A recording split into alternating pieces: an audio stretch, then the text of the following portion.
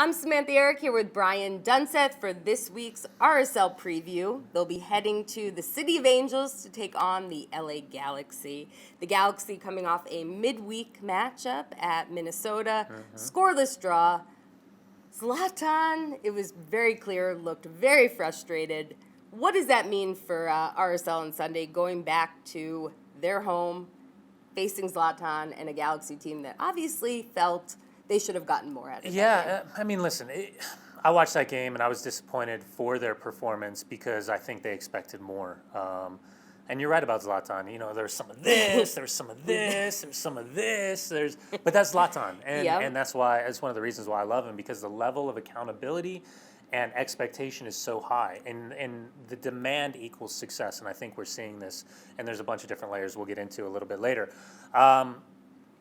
For Natum and Justin, it's going to be a massive battle. Yeah. And Justin, in particular, what did he learn last year as an individual within the collective of the way that the two goals were scored, that Zlatan scored? Outside of that, I mean, woe is me to be the man that doesn't pass the ball to the correct foot with the correct weight of the pass to Zlatan Ibrahimovic, because he's going to bark, he's going to bite, and he's going to make sure that you know that it wasn't good enough. So I think the frustration continues, and while our good friend Tyler Gibbons seems to think that Zlatan won't play a role in both matches, Zlatan plays when Zlatan wants to play. Yeah, he wants to play. Yeah, as long as he's healthy, Zlatan will play every single game. How do you contain him? Is it one of those where you man mark him the whole game? You have two guys on him the whole game? So, what do you do? Like, what's the most effective way of containing that monster in the box? Yeah. So I've obviously never played against Zlatan. When I got to Sweden, there's already multiple shows about Zlatan, which was crazy because at the time he was like 18 years of age and 19 years of age and just moved to Ajax. The only thing I can relate it to for me personally, my experience, was El Tanque Hurtado and Carlos Hermosillo, which were like, for those old MLS heads out there, they'll know who those two players are, because you're talking about size and strength. You're talking about presence. You're talking about great in the air. You're talking about finishers and pure goal scorers and the speed and athleticism that comes along with it, plus just the innate understanding of where to be. With Zlatan, it's kind of this double-edged sword, because you want to be touch close, right? You want to be in a position where you know you're close enough to at least feel where he is. If he floats off your back shoulder, if he makes the run across you. But at the same time, because of his size, inevitably there's a mismatch with 90% of the central defenders that he goes up against. And then on top of that, whether it's his martial arts background, whether it's just the me versus you confrontational battle that he loves to kind of motivate and find himself in each and every game. I remember last year, even the two goals after he scored, giving Sonny an earful right afterwards. He's so competitive. Yeah, and he likes to trash talk, and I think that competition is what is his fire.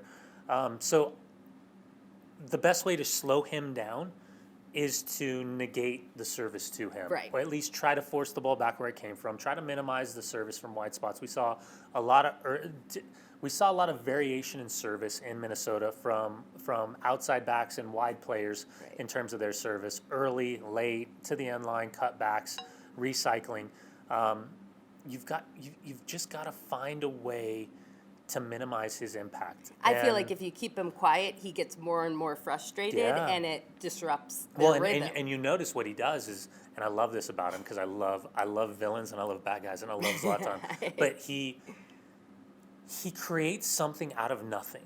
And whether it's even touching him, he'll kind of start with a stare down, or if you complain to the referee, he'll start jumping. There's just this game within the game and this battle within the battle that he creates.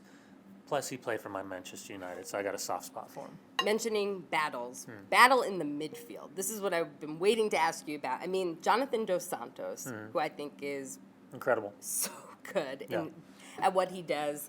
Then they have Joe Corona, Sebastian Lletget. Yep. How does RSL match up against that, especially with Everton Luis still out for a couple more weeks, so won't be available on Sunday? What do you think's the best combination for Mike Pecky and his midfield to kind of prevent them from get anything forward and providing that service to Zlatan? Yeah, and really quick, what Dennis Teclosa, Guillermo Barros-Schelotto, and the LA Galaxy's decision to buy out Giovanni Dos Santos, no Perry Kitchen, it's not Servando Carrasco. When you talk about those three players, and Jonathan Dos Santos, Joe Corona, who's getting really no publicity, but I think he's been fantastic. Yeah. And then Sebastian Lletget, who's back and healthy. It's a really good midfield, Yeah. and it just shows you how far off they were and how far they recalibrated. And that obviously shows in the standings. What RSL has to do, I always talk about the battle in the midfield, and I know we were joking around being on the front foot. I hate the front foot conversation. I just think there's a proactiveness that has to happen in terms of understanding and anticipation, but I also think you have to be an antagonist in a lot of ways. You have to be clipping players on and off the ball. You got to be getting a forearm into the chest or into the shoulder or into the arm. You just have to make yourself a presence to say, listen, we know technically you guys are really gifted. Not superior by any means, but really gifted in the midfield with how you see the game and the way that you execute your game plan. But we're going to try to disrupt. And if you can disrupt as much as possible in LA, these last couple of years, outside of last season, Real Salt Lake's been pretty good. Yeah. Down at, what are we calling it now? Dignity Health Part. Yeah, that's a lot of words. So, you have to take what the good was the last couple of years and understanding that it's not, and I know people use fortress too often, but it's not what the fortress was for the LA Galaxy. Right. They're not bulletproof by any means, albeit this is a much different team than the group of players it was last year. Partly because of their new manager, Schelotto, who, sorry, Dunny, but he didn't even come to this league to play until you had already retired. I was really excited about that wiki fact I found out last night while researching. But this is somebody I think is a great get for MLS, for the Galaxy, comes from Argentina, Boca Juniors, clearly knows what it takes to win in this league. 2008 won Cup with the crew, MVP of the league, MVP of MLS Cup. What have you seen so far, his stamp on this Galaxy team? Well, number one, as you said, the familiarity. I mean, he was an exquisite player for Boca, and he was a legend as a player. So I remember when he came to Columbus and me having my soft spot for the Columbus crew and that organization and that fan base. I don't think people truly understood when he showed up what a superstar of a player he was. And it took, you could see it immediately, and I think it kind of paved the way for Pipa Higuain, Federico Higuain. But to go, when you retire and you want to coach, to go to Lanús, to be pretty successful at Lanús, and then have the opportunity to go to Boca, I know a lot of people before he came to Major League Soccer, they were kind of comparing and contrasting, whether we were talking about Tata Martino or we were talking about Schelotto, whether we were talking about Marcelo Gallardo at oh my gosh, I'm going blank, Boca Juniors and River Plate. It was almost as if people were trying to say, well, Schelotto was only successful, and he really wasn't that successful, but because he was at Boca. But Trophy Hall is still something that is important because it says that regardless of the talent on the field, that you've created a culture and an environment within the locker room and on the training field for these players to succeed. Now, there were questions about his tactics and his substitution patterns, and there hasn't been any of those questions here for LA. And, the whispers of, was he initially before Tata Martino the guy for Atlanta United? Was he supposed to be the guy after Tata Martino at Atlanta United? Well, I think Dennis DeClosa and the LA Galaxy, whether it was initially interested in Caleb Porter or Dom Kinnear or then Schelotto, they made the right decision, and it shows. And I guess the easiest thing to say is to see what he's done with LA Galaxy. Imagine what he could have done with Atlanta United in the midst of the struggles that they're having in their start underneath Frank de Boer. So I just think they've made tough decisions. They've made right decisions. They've made good acquisitions. Polenta, even though he kind of struggled with some mistakes early, is settling in. Giancarlo Gonzalez, the Costa Rican, kind of, I guess, more recent legend as a center back coming over from Serie A. They swung so hard one way that now they've kind of recalibrated and found their rhythm.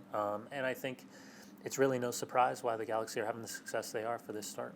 All right, now let's focus on some RSL. Okay. Lots of positives coming out of last weekend in Cincinnati. I mean, Albert, Four fingers? Albert Four Fingers. I mean, I was sitting right there next to the official, and it was about, I'm terrible with math, but a couple feet in front of me, Yeah. his finger, Yeah, it they were looked going like like it was this. hanging off. They were It going was- that way.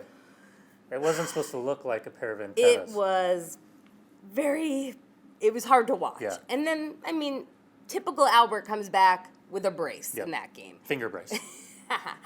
That's a good one. Thank you. Did I miss that Yeah, one? they in the taped it. Yeah, I dropped it. I slid that one in there. So according to Matt Gash, our PR guru, team is 15-2-1 in games when Albert scores. Yep. How important is it for this RSL team to have Albert Rusnak in form? Yeah, I mean, it's the reason why he's a designated player. It's the reason why he got a new deal and re-upped his terms on better wages. It's since he's come, and I know this is kind of hard because if you go back and you think about in the manner in which Javier Morales left the club, it was disappointing only because he was such an iconic player. But if he hadn't left, Albert Rusnak wouldn't be the player that he is for this club right now. He's just, he's technically so clean. He has the desire and the fight and the understanding within the moments of play how to be a difference maker. And it's not going to come off every single game. He can't be the guy every single game. And I know that's like a weird standard that comes along with a designated player that they have to be the guy every single game.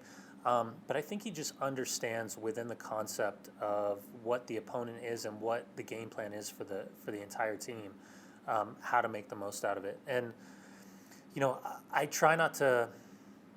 I try to have the eye test more than the statistical numbers because for me there's something that you can kind of delve in a little bit deeper when you see the way a body language, the way a player plays, the way he moves, how he kind of finds the spaces in the game. But those numbers don't lie, and it really is incredible to see the impact that he has and how important it is when he finds the back of the net for this team. And I love when he has impactful games because then it means the best interviews. Oh, he's the best. Oh. Don't ask the questions you don't want the answers to because you're going to get the answers to them. Some other positives for RSL in the last couple of weeks. Sam Johnson scoring a goal in each of the last 2 games. Andrew Putna stepping up, getting things done. Yeah. A clean sheet. 2 questions for you with this. First, let's start with Putna. Okay. From what we've seen, it hasn't been a huge sample size in MLS play. He's done pretty well. What have you seen from him growth-wise from last year to what we saw last week in Cincinnati? I think it's inevitable that we'll see him being more comfortable with the ball at his feet because on the day-to-day training field, he's with Nick Rimando. Yeah. And Nick Rimando is hands down the best player to ever play the position with regards to his technical ability with the ball at his feet. He's a field player. He's a number 10. Yeah. And I think we're seeing Putna in situational play when the ball's played back and he's under pressure, he's still calm within the motion of recognizing how to play himself out of pressure. Now, I think he's fantastic in the air. I think he's proactive, connected, and aggressive coming off of his line. And the times that I have been close enough to be near the field, whether it's been trainings or games. We try to keep you away. Yeah, it's smart. It's smart. That you can hear him communicate well. He's and louder and more assertive this year. Yeah, and I don't know if stats guru Matt Gash came up with it, but 8 wins, 0 losses, and a draw in all of his professional matches between Real Salt Lake and Real Monarchs. I do think that he continues in the trajectory and the path that he's going along with David Ochoa, that next season when Nick Rimando is no longer a part of this organization as a player, as a goalkeeper, that this club is going to be in good standing and in good hands. Well, it was interesting. I got to speak to goalkeeping coach Todd Hofford before the broadcast just to, hear his thoughts on Andrew and the progression and what he'll bring to the game. And the thing I found interesting when I said, have you seen that growth? He's like, it's not just me, Sam. The players are coming up to me after training because they do that shot, shot stopping at the end of every training. And he said that guys are coming up to him saying, we can't score on him anymore. Yeah. He's gotten better. So it was pretty cool to hear that side of it, not just the coaches, players recognizing it as well. Yeah. Sam Johnson, last but not least. Yeah. It's important, obviously, for Sam and his confidence. But what I've tried to say since day one of his acquisition when it was officially signed, that Sam is going to afford this group of players and this organization and this fan base a completely different look than they've had since the days of Robbie Finley. And this was kind of like, and I'm kind of going back, not too? Yeah, 100% different, because what Finley had kind of pre-2010 World Cup was a pace and an ability to get into the channels or in behind the center backs that very few did. Right. And Sam mimics that. But with all due respect to Robbie, I think Sam is a better finisher. He's a better goal scorer. And I put that in the context of when you can create something for yourself or you can create something for the players around you, I think that's important. But there's also an instinctual finishing and a calmness that comes along with it. And I think if you look back at his first goal against Orlando, if you watch that replay, he never references. He just knows where he's at. He never looks. He never peeks. He never sees the goalkeeper or where the near post is. And yet he knew what he was going to do with the moment that he was going to strike the ball. And then the anticipation on the two saves and to be in the right spot. Obviously, it's luck, but it's anticipation to put yourself in a spot to be lucky. And I just think that what we've seen in the last 2 weeks in particular is a collective group of players that are starting to understand his strengths and his tendencies, and he doing the same in terms of his time. Because people say, well, he's offside too much. Well, it's not because he's just anticipating. It's because his strength is his timing. Yeah. And the weight of the pass and seeing, it was the same kind of thing that Yura Movsisyan had when he came back from Russia. It was, I just have to slow down a bit because I recognize that my jump's a bit too quick. And then when collectively they all start to understand this dip of the shoulder means I'm breaking, that's when you play the ball. All of that's starting to come together. So he has afforded Real Salt Lake a completely different way of playing. I love it because it gives another layer. Yeah. And on top of that, his work rate. I mean, how many times did we see him press back and back press? How many times have we seen him go up for a header and win, but have a knockdown header? How many times have we seen him kind of back into a defender? He's causing problems for the other team. I just think he brings something different. And I think in the last two games, make no mistake about it, the wins within that have also been that this team is starting to figure out how to play with Sam, and Sam's starting to figure out how to play with this team. So we put all those good things together. Yeah. Do you feel that RSL is in a good spot heading into this weekend, facing the LA Galaxy in their friendly confines? Yeah, I do. And in a weird way, I think that the performance against LAFC, albeit a loss, albeit during an international window, will provide this team even more confidence that LA isn't one of those stranglehold environments where they can't play out of the back or they can't play their football, their soccer. While this will be an LA Galaxy team that's frustrated, it'll be a fatigued LA Galaxy team. And there will be changes, but I don't think Zlatan will be one of those changes. I know. Tyler Gibbons. But I think also, this is a game where you go in with 2 wins on the bounce. You're looking for your third. It's a Western Conference opponent, the proverbial 6-point swing that we always talk about.